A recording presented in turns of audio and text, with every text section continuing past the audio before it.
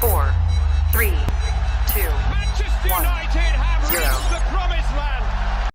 Yes, good morning, everybody. Sam here, live on United People's TV. It is, what day is it? Tuesday, the 22nd of February, the day before the Champions League knockouts begin. Manchester United against Atletico Madrid. That's happening tomorrow night at the Estadio Wanda Metropolitano. Absolutely nailed that. Manchester United is exciting. I can't wait to see United playing under the floodlights with the Champions League anthem. But this morning, we're speaking about the Baldy. No, not that Baldy, or that Baldy. The Dutch Baldy. Erik Ten Hag. We're going to be speaking about our bloke, who should be our new manager. Well, in my opinion, anyway. You know what I think about that. We're going to be speaking about Ten Hag. Going to be speaking about Pochettino. How are you all doing down in the comments?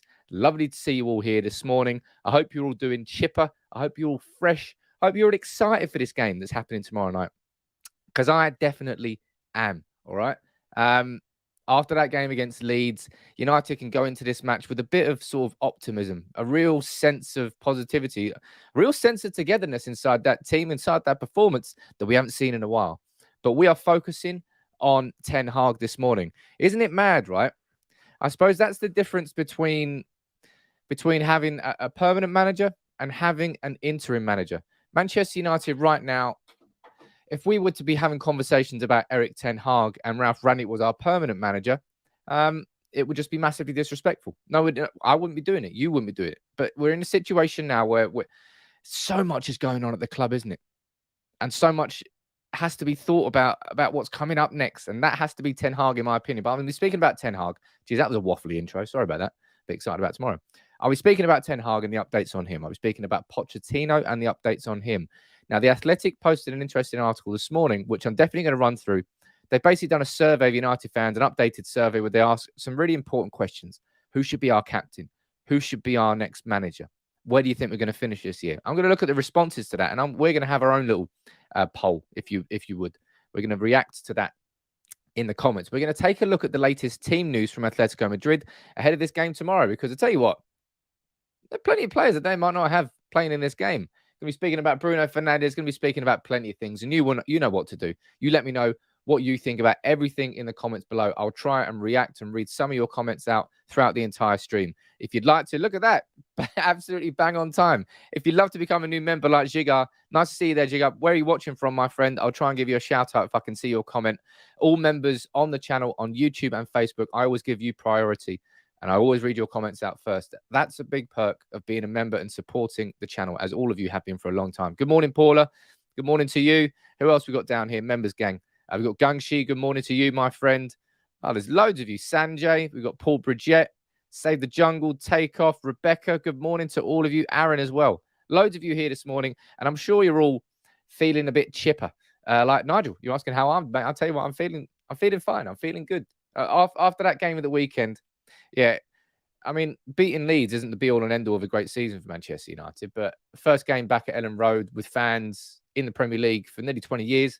It's a huge game for the fans, and I think United turned up for 80 minutes of the game. Let's ignore those 10 minutes, but I saw a togetherness and a fight and a spark, which I really went into detail and spoke about in yesterday's stream.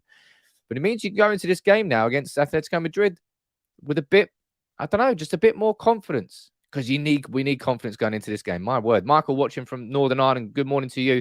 Mary watching from Liberia.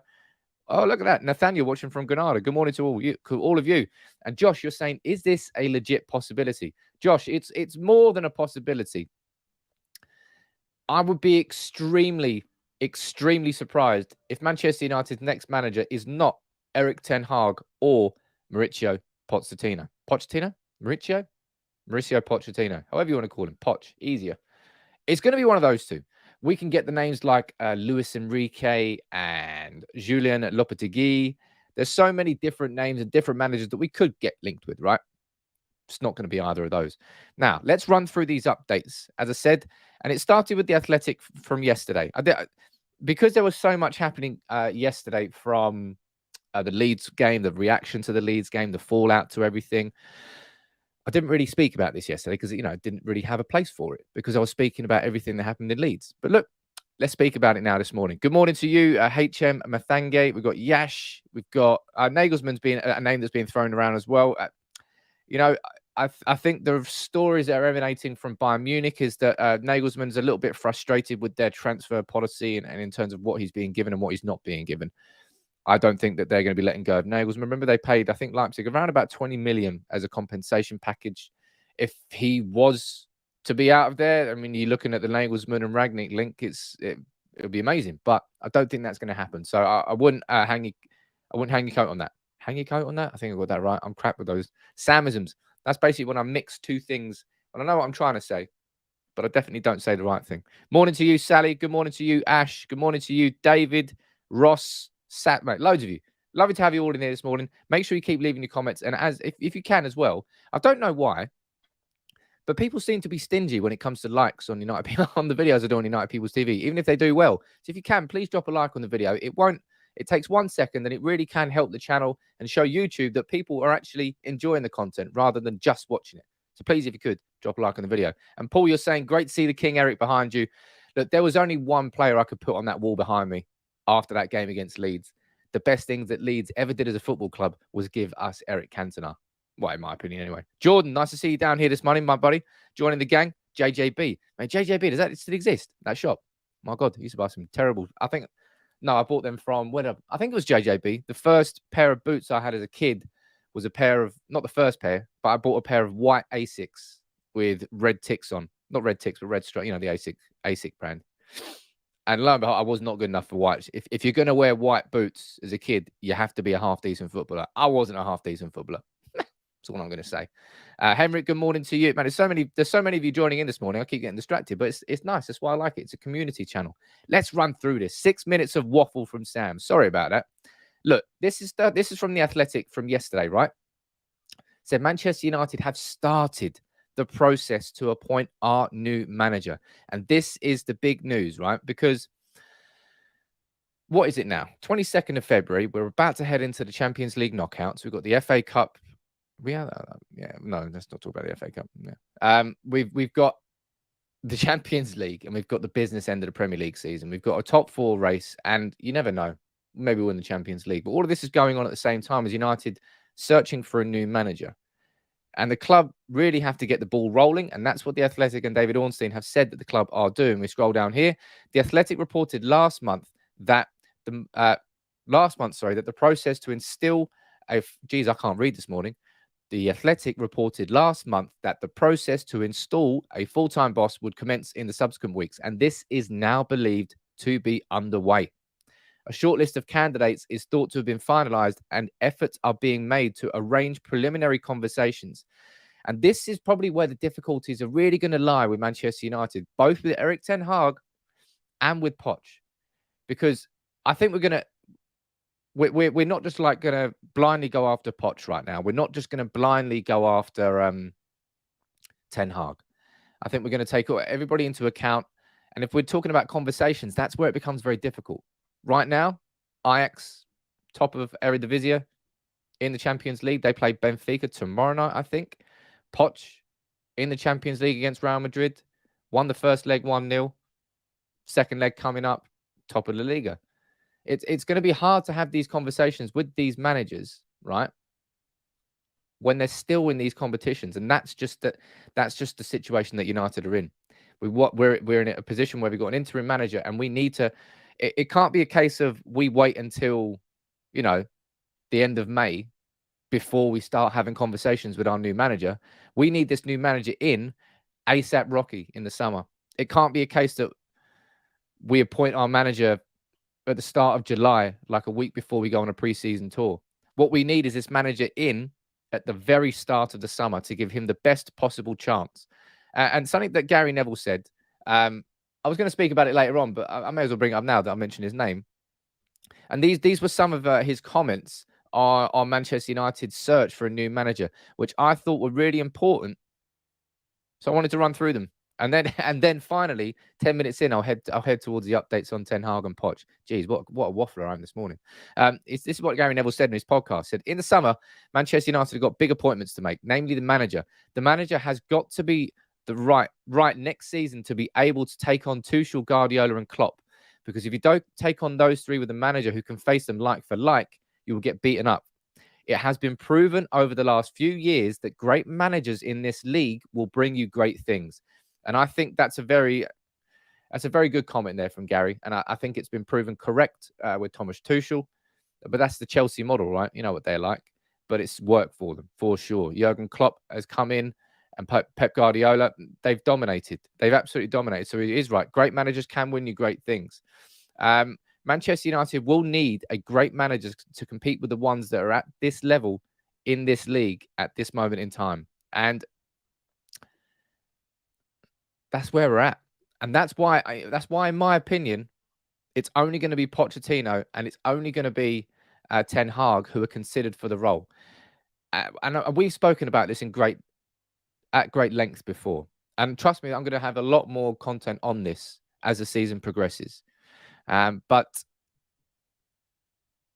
I think Pochettino must be seen inside Manchester United's board as a bit of a safer bet. It is a bit of a safer bet. He's somebody who's worked in tough environments in clubs before, Spurs. He's worked in the Premier League before, Spurs. He's developed very good British players before, Harry Kane. Obviously the greatest example, but there were so many others who came through that. It's not as if Poch inherited a great squad and a great team at Spurs. He built that. And as I said, he's a safer bet than Ten Hag, given that Ten Hag has never managed in the Premier League before. He's just done it at Ajax. Could he do it in England? It's a standard thing that's said about anybody who hasn't played in the Premier League before. And understandably, it's a fair concern. But it's got to be Ten Hag for me. It's got to be Ten Hag for me. And good to see you there this morning. You're saying it's a great comment from Neville. However, a team is only as good as its weakest link. We have a few of those both on the pitch and in the boardroom. Well, that is true. And Shomafall here saying Poch built a killer squad. Yeah, this is what I always say. And it's what I always will continue to say, man. Will I be upset if Poch comes to United? No. Would I prefer Ten Hag? Yes. In the same way as, would I be upset if Manchester United signed Wilfred Ndidi in the summer? Well, no, I wouldn't. Would I be happier if we signed Declan Rice? Yes, I would. Would I be upset if we signed Harry Kane? No. Would I be happier if we signed Erling Haaland? Yes. And the same goes for Poch, and the same goes for Ten Hag. I don't think Manchester United would be in a worse position because of Poch, but I believe that Manchester United would be in a better position because of Ten Hag. Apparently, I've missed a super chat up here. I'll go up here. Oh, Sandy, how you doing? Sorry. Would like to see Wayne Rooney manage United at some point. He would bring back the hairdryer to the dressing room. Woo! Rooney's coming nowhere near United for at least, what would I say? I'll probably give it 5 years. I think he's got to follow the curve that Steven Gerrard has done with Liverpool. I mean, Rangers is a big job, and he did a very good job there. Won the SPL with them. He's gone to Aston Villa. His job now there is to avoid relegation and do what he's doing there before he goes anywhere near that Liverpool job. And the same goes to Wayne Rooney. And I suppose he's done it, and he started it with Derby. I think he's been fantastic, really, at Derby. Honestly, if Wayne Rooney can help Derby avoid relegation, it's one of the greatest managerial achievements you're ever going to see in the Championship. How many points were they deducted? Like 10, 15, 20 points. They had like 8 first-team players at the start of the season. They had transfer embargoes. He's had clashes with the board constantly. I mean, we're talking about Ralph Rangnick coming into a tough situation at Manchester United. What Wayne Rooney has done at Derby has been nothing short of phenomenal so far. And I hope for his sake that he does. Sashi, good morning to you from Japan. It's definitely not morning in Japan. Don't know what time it is over there. But look, when it comes to Ten Hag and the updates on him, this is from Mike. I keep crucifying his name. Mike Verweij from Rights for Telesport. I'm trying to reach out to him. I've reached out to him on LinkedIn. I've reached out to him somewhere else as well, trying to get him for an interview, but I can't quite nail him down yet. 21 points Derby had deducted. Unbelievable. So that's what I mean. But this is what he's saying about Ten Hag. He's saying if Manchester United is smart, they will go for Erik Ten Hag. He is developing himself into an absolutely top manager, and he is showing it in the Champions League too, while constantly having to rebuild his squad. And I think that's what the way that Mike has put that is absolutely the way I feel about Ten Hag. And it's that word there, developing. In terms of development and in terms of developing still as a present tense, Ten Hag is just becoming a better and better manager. The more he's managing, the better he's becoming. Now, Pochettino, I think, did that a few years ago. And this is what I've always said about it. It's a bit like Pacquiao fighting Mayweather a few years too late. It's a bit like Kell Brook and Amir Khan fighting a few years too late. It was still a decent scrap, but if that fight happened 5 years ago, that fight between Brook and Khan would have been incredible. And I think that's what the situation. That's how I feel about Pochettino. I think had we got Pochettino a few years ago, it would have been incredible. I think we could have had that development, but we would have enjoyed that development at Manchester United. We would have benefited from it. And that's why I think Ten Hag is just on the precipice of becoming a great manager. I think everything is in front of him. And he'll look back at all his success at Ajax extremely fondly, but that will not be what Erik Ten Hag is remembered for as a manager once he is retired. He will be remembered for what he does next after Ajax. And I want those memories to happen at Manchester United. Shibak, you're saying, Sam, do you see Poch winning a major trophy with us? He just hasn't done it, even with PSG yet. I don't know how he changes that at United of all places. Now, I'm not sure I completely rule out the idea that Poch would win. As I said, Poch came so close to winning the Premier League and obviously fell short just at the end. I know it's a big thing that's slammed at Poch. Oh man, he's a serial bottler. He's going to be somebody who, he's never going to win anything at Manchester United just because he hasn't won anything at PSG or didn't win anything at Spurs. Yeah, that's fair enough. That's a fair criticism, but that's the same thing that the concerns about that you could mirror with Ten Hag and the fact that he's never managed in the Premier League before. You're going to have pros and cons to both, is what I'm saying. I wouldn't rule out Poch winning the Premier League at Manchester United. Absolutely wouldn't. I think he did an incredible job at Spurs. I can't particularly remember exactly why they fell just short, but I imagine Poch was never given enough at Spurs, and for what he did with the support he had, or the support he didn't have, and the squad that he built was incredible. And I think he would be successful at Manchester United. Would he win us that Premier League? I don't know. I also don't know what's going on with Guardiola and Klopp. Remember that Klopp's probably got 2 to 3 years left. And I was actually, look, Vitterbird. Nice to see you this morning, Vitterbird, joining as a member. Let me know where you're watching from, and I will try and give you a shout out. But I was speaking to Chris from Redmen TV the other day. We were just having a conversation about Manchester United's next manager, and I started speaking to him about Klopp, and he was effectively saying, he said, "Look, I'm a bit worried. I'll be completely honest, because in the short space of time that Klopp has been at Liverpool, he's built so much around himself that Liverpool fans are scared of what's going to come after that. Whether that's going to be Steven Gerrard or not, he doesn't actually think so. He thinks it's going to be Pep Linders, the assistant, who maybe comes in and steps in. But Liverpool fans are already scared about what happens after Klopp. I can understand that. That whole squad, that whole team, that whole everything there, the image is built around Klopp. And I suppose that's the danger, really, of what happens when you allow a manager to have that much control. When it comes to Man City, I think they'll cope with it a lot more.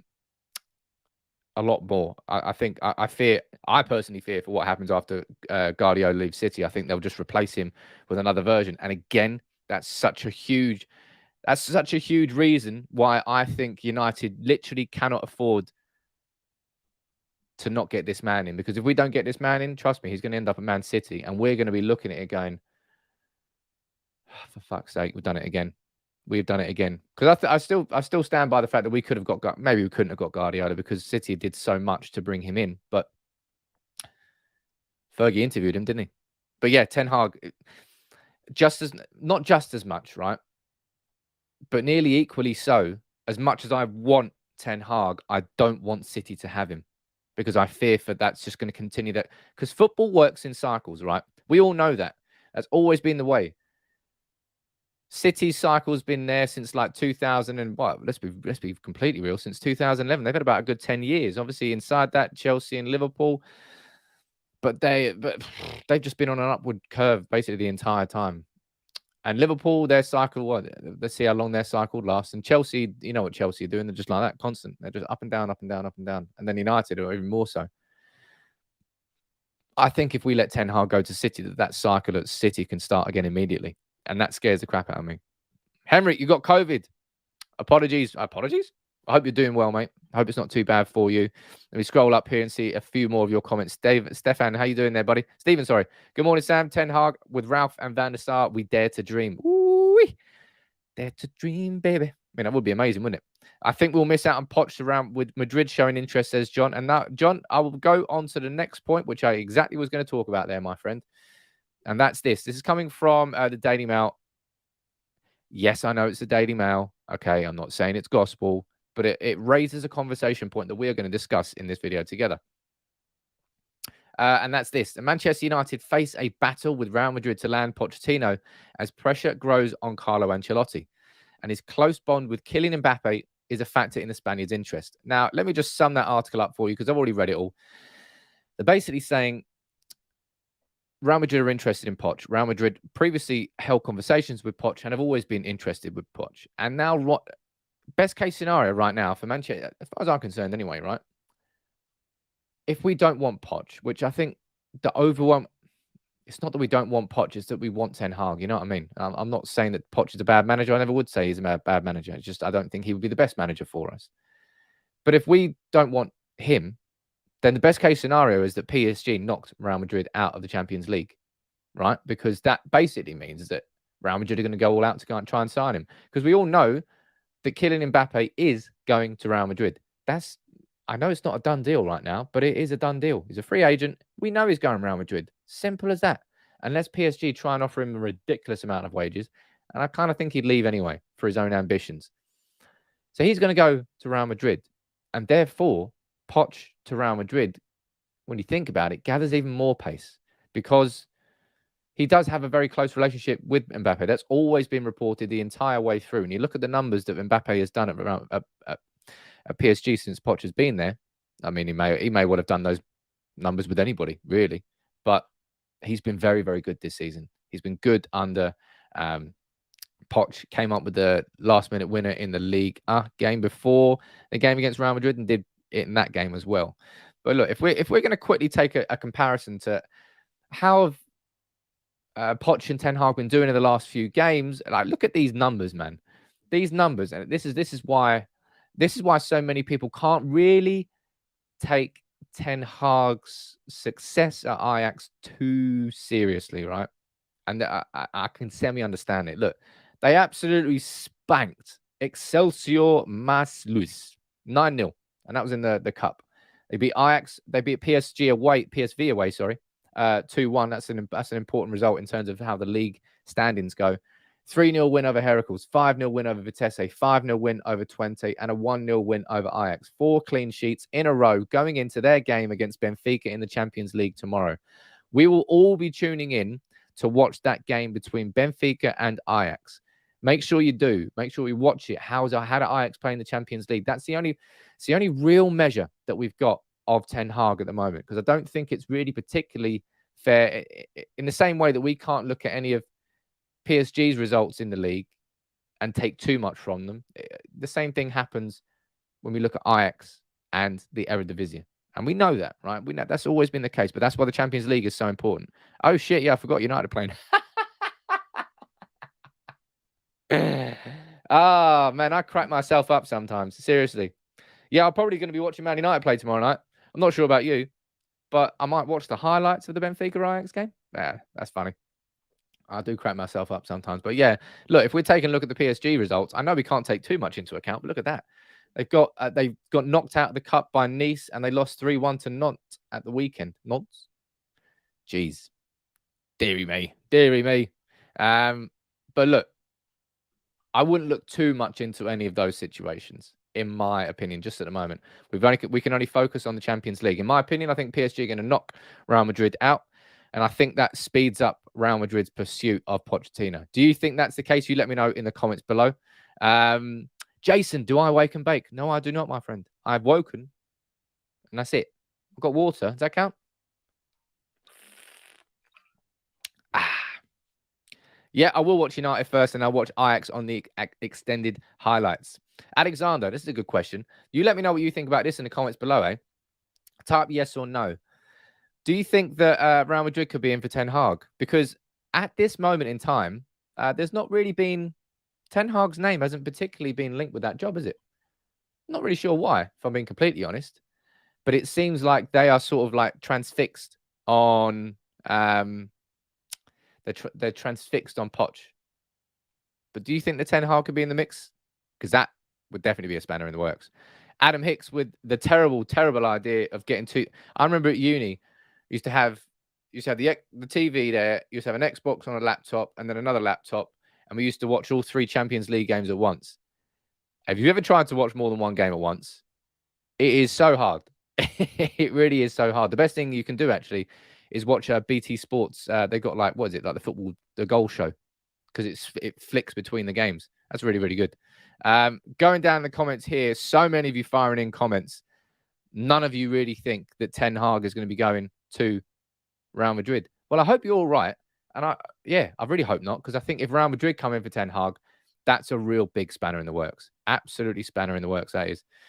Comment here from Callum saying, I've just finished a busy night shift. Need a shot of whatever it is in your water. There's water in my water. I wish it was something else. Do I? Yeah, probably I do, actually. Dave, got Daz from Grimsby. What are you saying over here, my friend? You're saying, morning, Sam.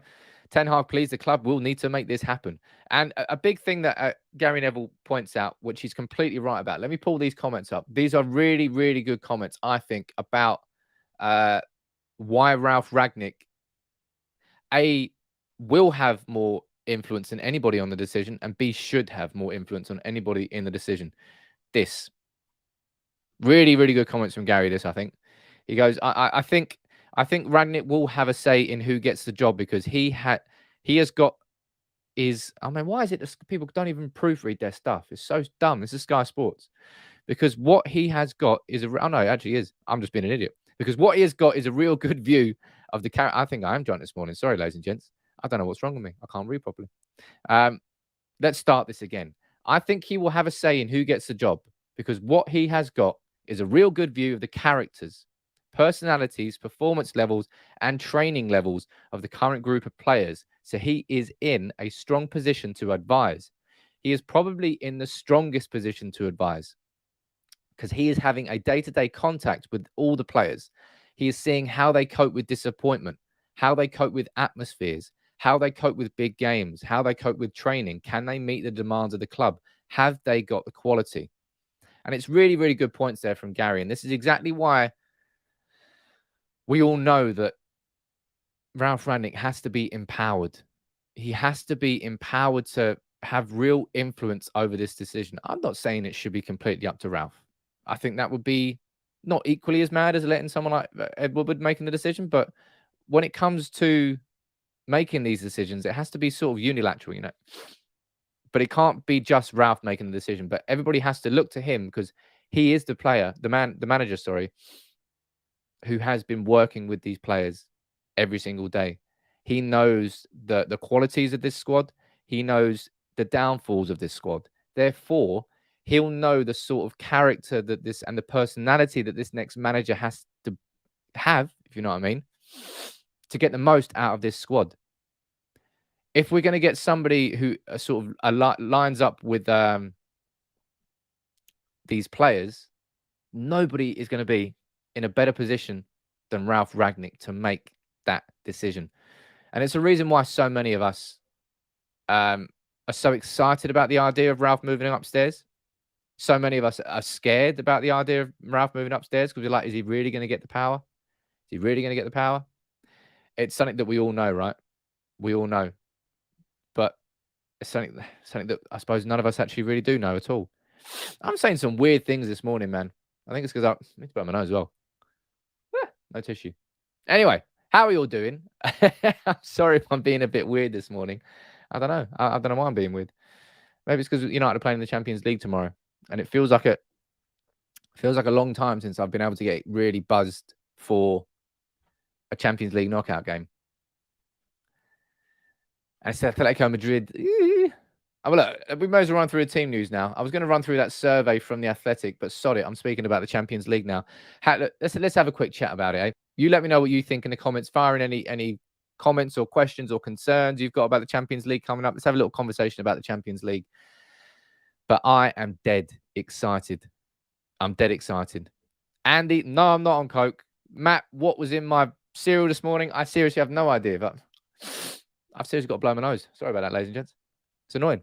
That night in Paris, I was in Paris for that night. It was absolutely great. If you go back and look at my match reaction from that game, it's hilarious. I didn't have a ticket for the game, but quite a few of us went out to Paris without tickets, and we ended up in a pub downstairs, and they'd given the whole bottom floor of the pub to United fans, had a big projector on. We were there watching the game. Obviously, Rashford's penalty went absolutely mad. Beer everywhere. Full-time whistle goes.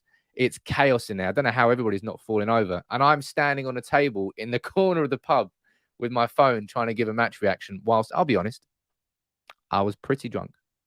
And I've had quite a few of those reactions in my time, some seriously drunk ones. Hey, Matthew, lovely to see you there this morning, joining as a member. Let me know where you're watching from, my friend. I'll try and read your name out. I apologize for who else has joined. There's a few other members that have joined here, but I haven't actually seen any of your comments. So I apologize about that. I do try to.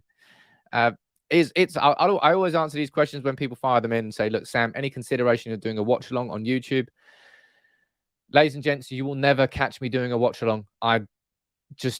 It's not for me, right? I'd rather sit there, watch a football game, have a beer in my hand, and then I speak to you about the game after. I don't want to be sat there whilst you watch me watch a game. I find it weird. I understand that because there are so many of you all around the world who you don't have the opportunity to go to games. It's a community that you get involved in and you enjoy it, and you'd like to see me do it, but it's not for me. If you want watch alongs, you go and see Goldbridge. He's the entertainer. He's the character. You go and watch him. You're not going to catch me doing watch alongs. That will never happen, unfortunately. Let's go along here and see what you're saying. What about Barca, Sam? Do you think they will still win the Champions League? Xavi says, Jason, I don't think. Nah, I'm not really that worried about Barcelona. Let's ask any questions here about the Atletico game. Look, if we can go down here. Oh, look at that. It's got a bit bright in here. Let me turn the lights down. Oh, look at that. Whew, what a bloke. Atletico team news. This is from the official Manchester United website. I'll tell you what, I didn't actually realize how many injury concerns that they had about the game, right? According to Spanish reports, Simeone has been working hard, trying out his predicted lineup. The Argentinian is tipped to leave out Griezmann and Suarez to opt for Felix and Correa as a mobile front two. We look at reports coming out from Spain saying, look, they're going to be trying a back five. So we may well say, I mean, let's be completely honest, right? Are we really going to be surprised if Simeone lines up in a back five? It's a Simeone. This is a guy who's built his career at Atletico Madrid as a manager on strong defensive units. Now, they haven't exactly been keeping clean sheets, and they're certainly not that team anymore.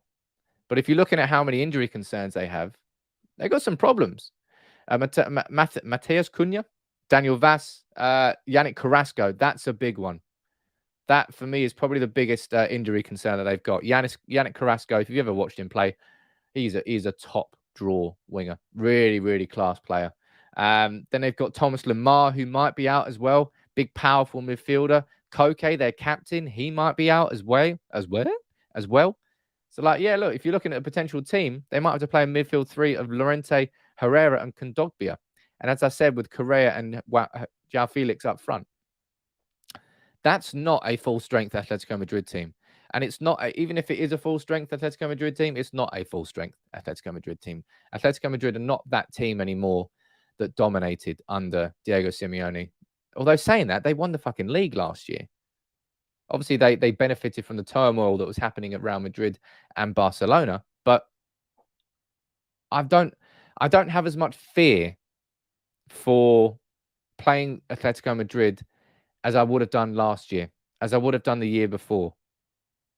Because it was always seen as a bit of a bum draw going against Atletico Madrid. You know what I mean? I don't think that's the case anymore. And maybe I'm wrong to think that. Maybe I'm I don't know. Maybe I'm being a little bit naive. Maybe even the word I don't think I'm using the word complacent. I don't think any United fan will go into this game with any sort of complacency. But they will go into it with a bit of belief. We won't be going into this game with a pure underdog mentality. You know what I mean? Oh, you know, if we turn up and we do well, then we can come away with a result that not many people expect of us. I think United are even going into this game probably as favourites. Maybe not mega favourites, but It's going to be pretty even anyway. What's your predictions? You let me know in the comments below, eh? Paulie is saying, give me more news like that, Sam. Buzzing for the match tomorrow. I'm buzzing for the match tomorrow as well. Strongman Steve, wow, Felix will be a decent striker for us. How much did they pay? Did they pay like 100 million for him? I think it was Benfica, wasn't it? Kid's a cracking player, but there's a lot of money. Let's have a look. See what a few of your comments are saying down here. I'm getting a bit distracted here. Oh, look, Carrasco isn't injured. He's suspended for both games. Ba-da-ba-ba. Unlucky Carrasco. Yeah, Carrasco is an absolute top draw player. And you're thinking that a mistake will decide this game? I don't know. Mace, you're better than Mark. Look, I'm not here to drive. I know so many people come in the comments as well. I'll say this now. So many people come in the comments and you love to try and drive beef. You love to try and drive division and problems. And fuck it. I don't like what he does, but I understand why it's popular. He's an entertainer. He's built a character. That's cool. You go and do what you want to do, man. If you want to watch it and you enjoy it, you're absolutely entitled to enjoy it. It's your way, not me. Never will. End of story. I do my own stuff in my own way. Some might say it's boring by comparison, but fuck it. It's me and it's my name. And that's as much as I'll say about it. And that's why things are more important to me, I suppose, because it's my name all over it, not a fake name. Another set piece goal and we'll go on a run, says Alex King. I still can't believe you scored a set piece. I kind of felt a bit numb to it when it went in against Leeds. I was like, we just scored a corner. And I was like, fucking hell, we just scored a corner. And it's not hard. And it always makes you, just sort of makes you scratch your head. You're like, how did it take a team with Harry Maguire, Paul Pogba, Scott McTominay, Raphael Varane, 140 corners to score a corner? Was it 140? No, I think it was 140 corners. It's madness that it took that many. But hopefully now that sort of like it's done, we can start threatening from corners. And of course, I would say 75%, if not more, of the possibility of scoring from a corner is on the delivery.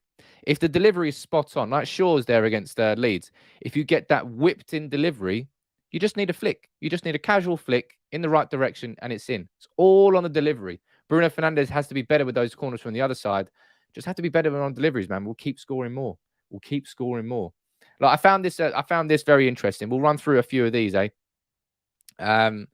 because this was from the Athletic. As I said, they did an article that they published only a few hours ago. People over here saying slow sports news, talking about the news yesterday. I was too busy talking about the Leeds game, wasn't I? And I don't do 2 shows a day. That's just, who does 2 shows a day? It's madness.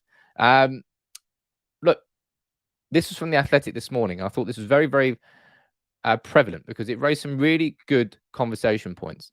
What they did is they did a survey of Manchester United fans, and these are the results of the survey. Where will Manchester United finish in the Premier League this season? You can see there that just over 50% said 4th. Woo! I knew that sneeze was coming quite at some point soon. She gone. Yeah, so the majority of United fans, according to the Athletics, let me zoom out a little bit there so you can see that in full. That's good there. Do you agree with that, ladies and gents? Do you think that we will win?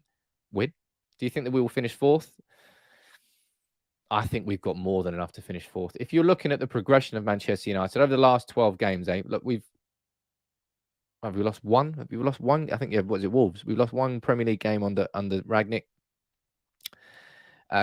Not game on game, but we've made, if you compare where we are, where we were against Crystal Palace to where we are now, we're a better team. Expected goals continues to go up. Chances, we keep creating them. But 4th, that's what it's saying there. The majority of the fans think United are going to finish 4th. Anuj asking if I've got COVID again. There's no COVID. That's just a sneeze that was really pissing me off. You know when a sneeze like lingers at the back and it won't come forward? We're there. But look, let's scroll down and let's see what they think about the next manager. This is an important one. Who do you want to be the Manchester United manager at the start of the 2022-23 season? So just over around about 60% of people They're saying Erik Ten Hag, with around 25% roughly of United fans saying Poch. And then you got Luis Enrique, you got Ralph Rangnick, you got Brendan Rodgers. Imagine that there's still some United fans that want Brendan Rodgers in as Manchester United's manager. Brendan Rodgers. My God, I didn't want Brendan Rodgers even before he went on this absolutely cataclysmic slump where Leicester are just flying towards a relegation zone at the moment. Oh, thank you, please. No, thank you, please. Sam for the next manager, says Matthew O'Neill. That's the worst idea I've ever heard in my entire life. I don't want to get Manchester United relegated. I don't want to ever see Manchester United get relegated. So let's leave that at the sidelines. Simple as that. I'll go in there and work alongside Ralph Rangnick. I'll do a good job there. I probably wouldn't. I'd probably still be terrible. But look, anybody's got any questions, you keep firing them in. I will try and answer them as much as I can. And if you would, please take a second. Just sit there and drop a like on the video. Subscribe if you are new to United People's TV. As I said, as I do say every day, I do try and make it as interactive as possible. Mate, these goddamn workers. They've been like, oh, one sec. They've been rebuilding a pavement for like 2 fucking weeks. So how long does it take? Just cut it out. New concrete. Flatten it. Boom. Done. No. Still fucking doing it. But luckily, the microphone hopefully doesn't pick it up. So I apologize if you do see that.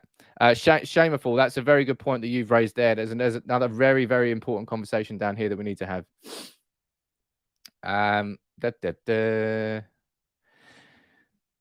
Do you want Cristiano Ronaldo to be at the club next season? Now you can see it's a close call, and the majority of people don't want, well, according to the Athletic anyway, which raises the conversation that we're going to have right now. Do you want Ronaldo at the club next season? You type yes or no in the comments. And Jenny, don't just type it without thinking. Think about it for a second and then type your answer in. But yes or no, do you want to see Ronaldo at the club next season? Just over half of fans on the Athletic have actually said no. Which did that take you by surprise? It took me by surprise a little bit. Lou, what are you saying here? Nice to see you there. Could Ten Hag succeed at United because there are too many big name players that tend to throw the manager under the bus? That will obviously be something that he has to learn. But he has, I wouldn't say Ten Hag has managed big name players, but he's managed them just before they made that big move. So De Jong to Barcelona was immediately a big name player as soon as he went there. De Ligt to Juventus was immediately a big name player when he went there. But they became those players at Ajax. So I wouldn't say he's had established superstars, but he's grown players into stars. So he's managed that part of their careers before. I wouldn't be too concerned though about him managing them. He strikes me as a manager who can not only get the respect from those players, but also manage them properly, which is crucial. Abby's saying Sam for PM of England. My God. No, I'm not going to take United down, let down the whole bloody country. Let me see what you think about Ronaldo though. So many of you have fired in your comments. Wow. There are so many comments here. And I'll tell you what, there looks like more than, I would say, judging by these, legit, man, I'm still scrolling through the comments. I'm still scrolling through. Looking down here, I would say more of you. I would say it's probably the opposite way around to that. I would say 55, 60% of you actually, you said, yes, you do want Ronaldo at Manchester United next season. So not the complete opposite, but just tipping it slightly. I think we've all got our concerns, haven't we? We've all got our concerns about Ronaldo, and they're all fair concerns. It's why I did my video the other week. We need to talk about Cristiano Ronaldo, because you do. United fans have to talk about Cristiano Ronaldo. He is not that player that we sold to Real Madrid. He is a different type of player, somebody who not relies on a dominant team that controls possession, but that's how he made himself into the world's best goal hanger and the world's best goal scorer. At Real Madrid, he just had to stay around the 18-yard box. He didn't have to drop deep at Real Madrid to try and create play. He had Modric and Kroos to do it all behind him. He didn't have to run down the wing to do anything there. He had so many of those players at Real Madrid over the years. He just had to focus on staying up front. So all he needed to do was score the goals. And he did that better than anybody has ever done it. At Manchester United, it's a very different game. You've seen Ronaldo so often, saw it against Leeds, saw it against Brighton, saw it against everyone. He drops away from that 18-yard box so much because we're not controlling enough possession to get the ball up to him, right? And therefore he feels, because I think he gets frustrated. He drops a bit deeper, doesn't he? I 1,000,000% want Ronaldo at the club next year. 1,000,000%. Do I think that he should be starting every week for Manchester United, though? No, I do not. And I think that's where the difference has to come. And that's what I said about, I always point to the Zinedine Zidane is the manager who's done that the best in Ronaldo's career. That period where Real Madrid won back-to-back Champions Leagues was a time when Ronaldo was benched for certain La Liga games by Zinedine Zidane. He cut a frustrated figure. He was aggy on the bench. He was frustrated. Of course he was. Ronaldo wants to play every single week. I'm the best player in the world. But Zinedine Zidane managed him so well that he maintained his fitness the entire way through. And he was sharp. He was scoring back-to-back hat-tricks in Champions League games. That's because he was managed correctly and he wasn't fatigued. And his peak condition was kept for those big games and those big moments when Real Madrid needed him. That I don't think Manchester United have done particularly well this season, but we haven't had anybody else to fucking bring in. Marcus Rashford's been bang out of form. We obviously can't use Mason Greenwood at the moment. Edinson Cavani's injured more than he is available. I think if we get a top class dream situation this summer for Manchester United, we get a top class central midfielder, then we get another squad central midfielder, and then we get a top class centre forward. Probably the three signings I think Manchester United need to make this summer: 2 in midfield, 1 up front. And if we do that up front and we bring in someone who, I don't know, you can look at Jonathan David from Lille. That's a name that's been linked with us quite a lot these days. You could talk about Erling Haaland if you want, but I don't think he's going anywhere near Manchester United. I think he's probably going to go to Real Madrid with Mbappe. Jesus Christ, Haaland and Mbappe. That's just not fair, is it? That is just not fair. But we need, I think once we've got a striker in who is going to be playing every single week, and then Ronaldo can sort of come in and come out for the right games at the right times, I'm looking forward to that. And I think that is when we'll see the best of Ronaldo. I think we have seen flashes of Ronaldo, but I think he's just looked a bit tired sometimes. He's trying to do so much inside a team that isn't capable of doing it sometimes. Abby, Ronaldo will be a good manager one day. Not sure if he can play in the Ten Hag system. People said that about Ragnick as well, and look what he's done there, Abby. I'm not really sure whether Ronaldo's going to be a manager, if I'm being completely honest. I'm not sure he wants to go into being a manager. He might be a coach, might be a manager. He might just fucking retire. My God, that guy's going to have enough money for it. But it's about the fact that he probably wants to stay inside in football, right? That's what being a manager or being a coach allows players to do. It's why Rooney loves it so much. Rooney, if his body allowed him to, would still be playing football right now, 1,000,000%. But it wasn't. Rooney was somebody who had to fight against his fitness his whole career. Naturally put on weight quite easily. Loved the binge, loved the drink on his off days. But that was just Rooney. And as I said, if you haven't watched the Rooney documentary on Prime, I would really encourage you to go and watch that. Look, I'll wrap it up in a second. But if you've got any more questions that you want to ask me, you let me know in the comments below and I'll read a few more of those out. John Mark, you're saying, I agree with those 3 signings. Mate, it'll be good. You got Vincent saying, how about defense? Defensively, you could, probably in an ideal situation, we would sell Phil Jones and we would bring in another centre-back reinforcement, but probably someone who wasn't going to come in to be a first-team player. I don't think we're going to be selling Maguire. I think that's obvious, right?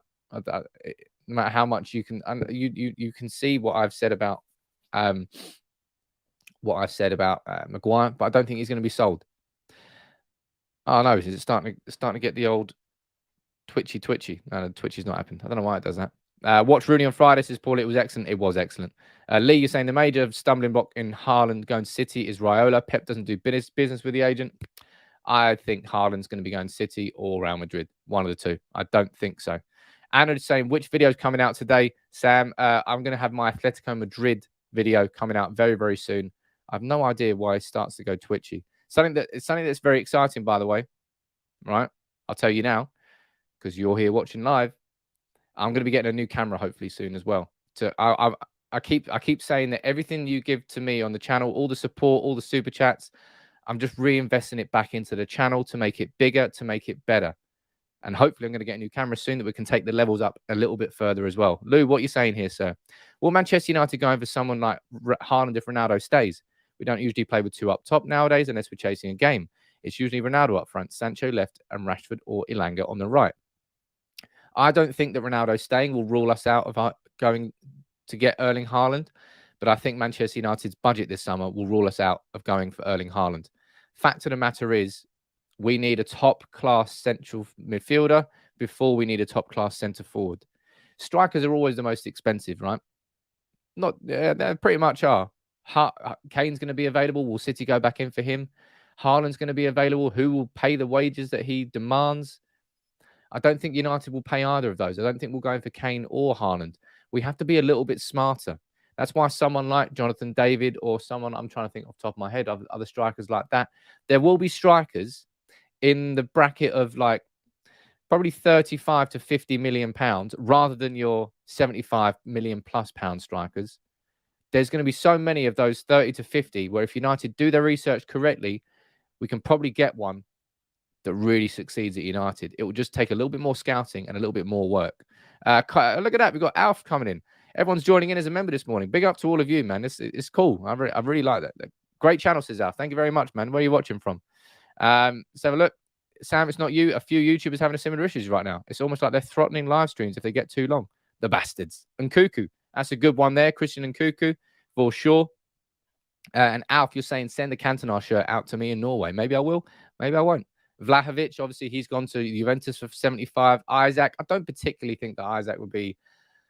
I mean, I watched him at the Euro. I think he's an all-right striker, but I'm not sure he would change what we need. Lautaro Martinez from Inter, there's definitely one. There's going to be plenty, right? There's going to be plenty more that we are linked with. If we wanted Haaland, we would have already got Haaland before. I don't think we're going to go in for Haaland now, not the price that it's going to command. That's just my opinion, though. It's what my gut instinct is telling me. I'm not telling you that on the back of any sort of real information. Now, that is definitely one that we're going to get linked with. Darwin Núñez, says Dan. I believe that's Darwin Núñez from Benfica, if I'm correct. I personally think that we should be going after a striker like that. We should be going for the top level defensive midfielder, because you're probably looking at 50, 60 million roughly, unless you go Declan Rice, and that's going to get the English and Premier League and Manchester United tax. I don't know. What will Manchester United's budget be? Hell, we got the transfer window coming up later in the season. We've got the Champions League to focus on. We've got our new managers to focus on. And then once we've got those two out of the way, after we've won the Champions League and we've seen Rangnick lifting it in St. Petersburg, I'm definitely going to that if we get there. Woo! But it's just football, eh? Football is always something to talk about. Gangshi, man, you're absolute gangster of the channel. He's not a gangster. I don't think so. Maybe he is. Maybe like Taiwan's... No, I don't think he's a gangster. Anyway, big up to you. Thank you very much, Gungsi, for your support. Thank you very much, everybody, for your support. I've waffled a bit today. I don't know. I think I'm in a bit of a chipper mood.